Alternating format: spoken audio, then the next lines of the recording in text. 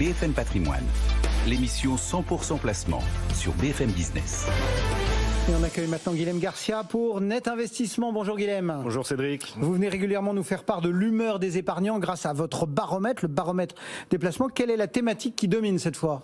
Alors cette fois-ci, ça va être la SCPI. Alors pas forcément par le nombre de mentions ou de recherches qu'il y a eu, mais véritablement par la régularité de ces recherches. On a sur cette année à peu près 40 000 mentions sur tout ce qui touche à la SCPI, ce qui n'est pas le plus gros nombre qu'on a pu voir ensemble sur le baromètre des placements, mais on voit qu'il est extrêmement stable. On a toujours entre 2800 et 3000. Donc c'est un intérêt récurrent. C'est un intérêt récurrent et qui progresse même d'année en année. Si on regardait sur les 3 dernières années, on voit que petit à petit ça progresse. Et vous verrez, quand on va parler chiffres tout à l'heure, ça se retrouve également dans les chiffres de la collecte des différentes SCPI. Justement, traditionnellement, vous avez 3 chiffres clés sur ce thème du moment. Alors, les 3 chiffres clés des SCPI ? Alors le premier, c'est 197. C'est le nombre des SCPI qui était disponible pour les épargnants sur l'année 2021. Il était de 206 en 2020.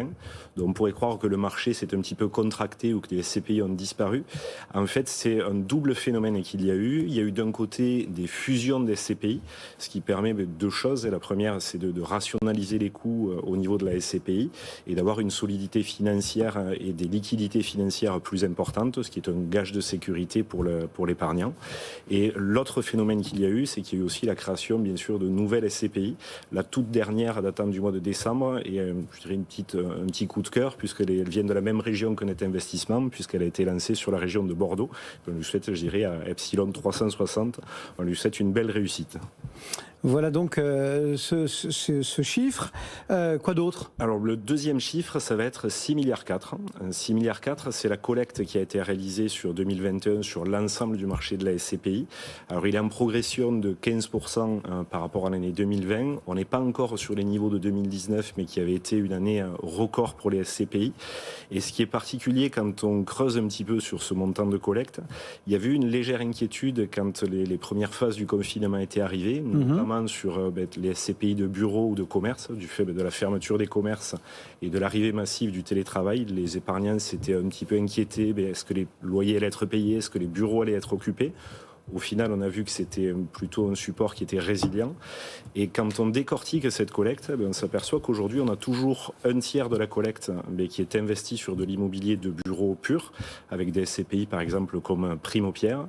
Un autre tiers qui va être plutôt sur de la SCPI, je veux dire diversifiée, qui mélange à la fois du bureau et du commerce, mais plutôt ce nouveau terme qu'on utilise maintenant de commerce essentiel, qui n'avait pas subi les fermetures à l'époque. Et un dernier tiers qui va être vraiment sur de la SCPI plus spécialisée, comme le domaine de la santé, ou spécialisé sur une zone géographique également, avec par exemple l'Interpierre Europe centrale. Dernier chiffre ? Le dernier chiffre, ça va être 4,36. Ce 4,36, c'était la moyenne qui a été servie sur le 3e trimestre de l'année 2021. Et j'ai l'habitude aussi de regarder la moyenne annuelle des supports dont on parle ensemble. Et en fait, là aussi, on retrouve une certaine stabilité, puisqu'on retrouve, que ce soit sur le dernier trimestre ou sur l'année globale, on va retrouver ce même chiffre de 4,36 sur l'année, ce qui est un très bon ratio rendement-risque aujourd'hui, et ce qui est une des raisons principales et qui explique l'attrait des épargnants pour ce type d'investissement. Un des intérêts de votre baromètre, c'est aussi de scanner donc le net, etc., la recherche justement de ces tendances, et de nous dégager un nuage de mots-clés. Qu'est-ce qu'il y a au milieu là ? C'est quoi ? C'est SCPI ou il y a autre chose justement pour nous amener à ces SCPI ? Alors il y a SCPI bien sûr, on se serait plutôt attendu à ce que ce soit les maisons de gestion des SCPI qui apparaissent sur ce nuage des mots-clés. Et en fait, il y a 2 grandes familles de mots-clés qui apparaissent. Une première, c'est plutôt les thématiques que vont chercher les internautes. Donc on retrouve SCPI de logistique, SCPI de santé, SCPI européenne. Et la deuxième, ce qui est plus surprenant, c'est qu'ils vont directement chercher sur le nom de la SCPI en particulier. Et là, on retrouve des gros mastodontes, je dirais, de la SCPI. On va retrouver par exemple Primovie sur le domaine de la santé. On va retrouver PF Grand Paris qui investit sur le projet du Grand Paris. Donc on voit qu'il y a quand même un certain niveau de connaissance sur ces supports. Et pour terminer, on s'intéresse aussi à la température finalement. Les internautes, ils en parlent en bien ou en mal de ces SCPI ? Alors en très bien, puisqu'on est à plus de 83% d'avis positifs. Ça reflète un petit peu cet avis positif, tout ce qu'on a dit avant. C'est un support qui a une grosse stabilité, qui est plutôt sécurisant, puisque historiquement les épargnants français sont plutôt attirés par l'immobilier.